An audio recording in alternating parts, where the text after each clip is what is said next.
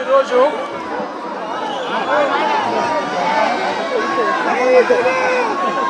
జంగల్ రాజ్ అనేది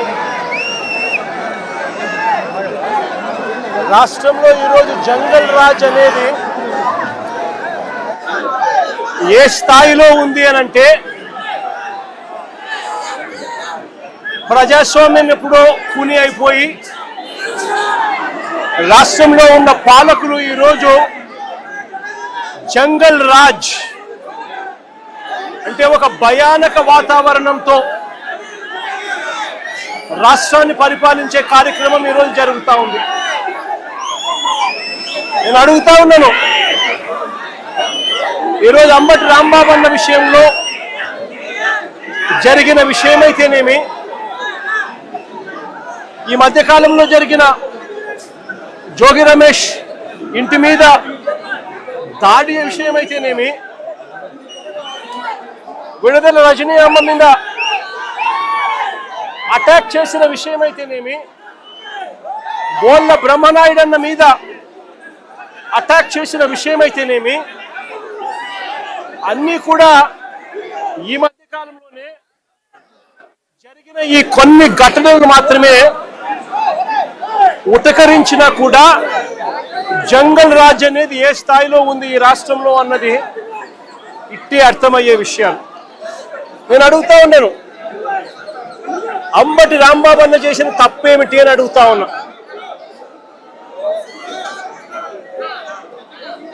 విడుదల రజనమ్మ చేసిన తప్పేమిటి అని అడుగుతా ఉన్నా. జోగి రమేష్ చేసిన తప్పేమిటి అని అడుగుతా ఉన్నా. కరుణాకర్ రెడ్డి తిరుపతి భూమన కరుణాకర్ రెడ్డి చేసిన తప్పేమిటి అని అడుగుతా ఉన్నా. కాకాని గోవర్ధన్ అన్న చేసిన తప్పేమిటి అని అడుగుతా ఉన్నా. బోళ్ళ బ్రహ్మనాయుడు అన్న చేసిన తప్పేమిటి అని అడుగుతా ఉన్నా. కేవలము చంద్రబాబు నాయుడు గారు అనే వ్యక్తి గత సంవత్సరంన్నర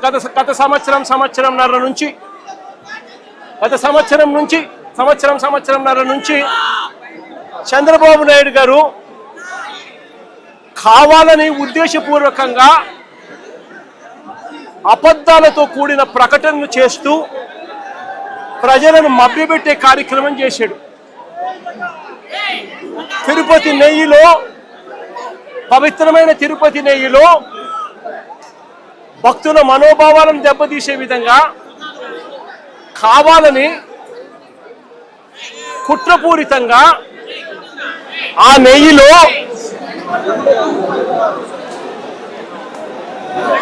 జంతువుల కొవ్వు ఉందని,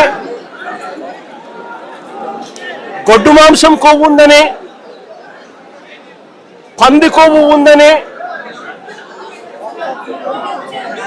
చేప నూనె కలిసింది అని అంటూ రకరకాలుగా చంద్రబాబు నాయుడు గారు కొడుకు, ఇదే చంద్రబాబు నాయుడు గారి పార్టీలో తనతో పాటు కలిసి ఉన్న మరో పవన్ కళ్యాణ్ అనే మరో నాయకుడు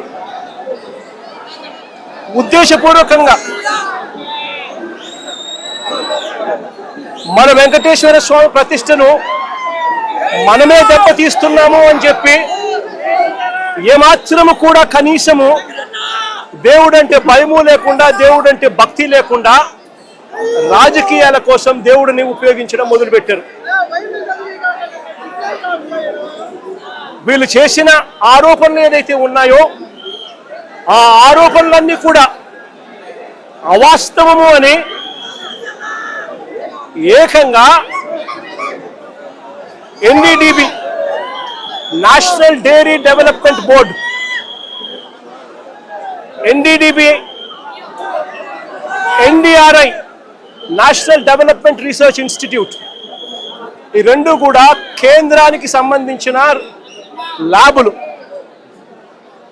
కేంద్రానికి సంబంధించిన ఈ ల్యాబులు వీళ్ళ హయాంలో వీళ్ళు ఇచ్చిన టెస్ట్ శాంపుల్, అవి శాంపులింగ్ టెస్ట్ శాంపుల్ కూడా అనలైజ్ చేసి వాళ్ళు సిబిఐ ఆధ్వర్యంలో అనలైజ్ చేసి ఈ నెయ్యిలో జంతువుల కొవ్వు కానీ, గొడ్డు మాంసం కొవ్వులు కానీ, పంది కొవ్వు కానీ, చేప నూనె కానీ, ఇటువంటివి ఇంకొకటి కానీ ఇటువంటివి అవి ఏవి లేవు అని చెప్పి నిర్ధారణ చేసి సర్టిఫికెట్లు ఇస్తే, ఆ సర్టిఫికెట్లు సాక్షాత్తు సిబిఐ వాళ్ళ సిబిఐ ఛార్జ్ షీట్లో ఈ ఎన్డీడీబీ సర్టిఫికెట్, ఎన్డీఆర్ఐ సర్టిఫికెట్ రెండు కూడా పెట్టి సిబిఐ ఛార్జ్ షీట్ కూడా క్లోజర్ ఇచ్చింది. నేను అడుగుతా ఉన్నా, తప్పు ఒకవేళ చేసింటే ఆ సిబిఐ ఛార్జ్ షీట్లో వైవి సుబ్బారెడ్డి గారి పేరు, కరుణాకర్ రెడ్డి గారి పేరు ఎందుకు చేర్చలేదు? ఒకవేళ తప్పు చేసినట్టు ఒక ఆధారాలు ఉంటే, తప్పు నిజమే అయితే వీళ్ళని ఎందుకు అరెస్ట్ చేయలేదు? అంటే సిబిఐ క్లీన్ చిట్ ఇస్తా ఉంది, ఎటువంటి తప్పు జరగలేదు అని వీళ్ళ పేర్లు కూడా ఛార్జ్ షీట్లో పెట్టకుండా, వీళ్ళని అరెస్ట్ చేయకుండా సిబిఐ క్లీన్ చిట్ ఇస్తా ఉంది. ఎన్డీడీబీ ల్యాబు, ఎన్డీఆర్ఐ ల్యాబు, ఈ ల్యాబులు కూడా క్లీన్ చిట్లు ఇస్తా ఉన్నాయి. మరి ఇన్ని క్లీన్ చిట్లు ఇస్తా ఉన్న సందర్భాలలో అసలు ఈ సిబిఐ అనేది ఎందుకు వచ్చింది? వైవి సుబ్బారెడ్డి గారు సుప్రీంకోర్టుకు వెళ్ళి రాష్ట్ర ప్రభుత్వం చేస్తా ఉన్న ఆరోపణలు తప్పు, వీటి మీద విచారణ చేయండి అని వైవి సుబ్బారెడ్డి గారు సుప్రీంకోర్టుకు వెళ్ళి కేసు వేస్తే, సుప్రీంకోర్టు వైవి సుబ్బారెడ్డి గారి పిటిషన్ మేరకు సిబిఐ చేత విచారణకు పర్మిషన్ ఇచ్చింది. వాళ్ళు విచారణ చేసి వీళ్ళెవరూ తప్పు చేయలేదు అని చెప్పి నిర్ధారించి ఎన్డీడీబీ, ఎన్డీఆర్ఐ ల్యాబుల సర్టిఫికెట్లు కూడా పొందుపరిచి క్లీన్ చిట్లు ఇస్తే, చంద్రబాబు నాయుడు గారు అనే వ్యక్తి, పవన్ కళ్యాణ్ అనే వ్యక్తి, నారా లోకేష్ అనే వ్యక్తి, ఇంకా ఇటువంటి అన్యాయస్తులు ఎవరైతే ఉన్నారో వీళ్ళంతా కూడా చేసిన తప్పుకు చంపలేసుకొని ప్రజలకు, వెంకటేశ్వర స్వామికి చేసిన తప్పులకు లెంపలేసుకొని క్షమాపణ కోరాల్సింది పోయి, ఇదే చంద్రబాబు నాయుడు గారు, ఇదే లోకేష్ అనే చంద్రబాబు నాయుడు గారి కొడుకు, ఇదే పవన్ కళ్యాణ్ అనే ఇంకొక వ్యక్తి, వీళ్ళంతా కూడా కూడబలుపుకొని మళ్ళీ అదే అబద్ధాలను నిజమనిపించే విధంగా చెప్పాలని చెప్పి గోబల్స్ ప్రచారం చేయాలి అన్న దుర్బుద్ధితో, దురాలోచనతో వక్రీకరిస్తూ ఏకంగా ఫ్లెక్సీలు పెడతారు.